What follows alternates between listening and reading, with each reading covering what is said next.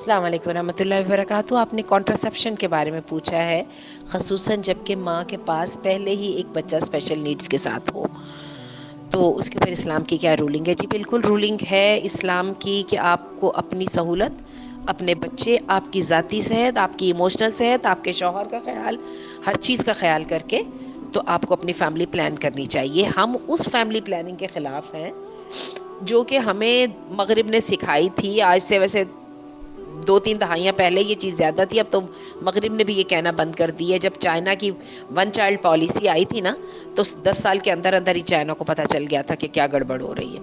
اور پھر کیا ہوا کہ 2 چائلڈ کی پالیسی آئی، اور اب وہ پالیسی کب کی ختم ہو چکی ہے.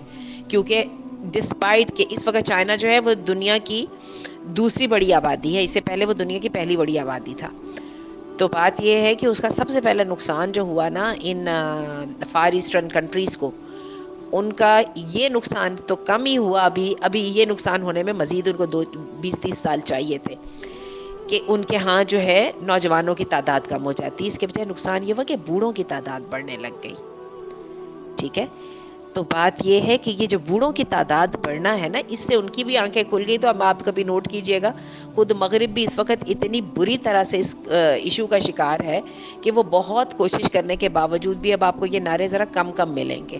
ٹھیک ہے، باقی اتنے ہے کہ ہم جو تھرڈ ورلڈ ممالک ہیں جیسے بنگلہ دیش، پاکستان اور انڈیا، ہمیں یہ بڑی متیں سکھائی جاتی ہیں کہ بچے کم کرو. اور افسوس کی بھی بات یہ ہے کہ کبھی آپ نوٹ کیجئے گا کہ جو ہم میں سے پڑھے لکھے اور کھاتے پیتے لوگ ہیں ان کے بچے کم ہیں. حالانکہ عجیب بات یہ ہے کہ پڑھے لکھے اور کھاتے پیتے لوگوں کے تو بچے زیادہ ہونے چاہیے تھے. اور جو لوگ مشکلات کا شکار ہیں ان لوگوں کے لیے یہ ہے اپنی سہولت، اپنی آسانی کو دیکھیں. اس چیز کی خرابی وہ والی ہے جو میں نے آپ کو بتائی ہے، اس کی اس طرح سے خرابی نہیں ہے جس طرح سے آپ وہ کر رہی ہیں. اور یہ ہے کہ اگر آپ کا بچہ بیمار ہے اور آپ سب سے بڑھ کے خود مینٹلی اور فزیکلی اپنے آپ کو اس کے لیے تیار نہیں پاتی، تو ٹیک یور ٹائم. ٹھیک ہے، اللہ تعالیٰ آپ کے لیے آسانیاں کرے.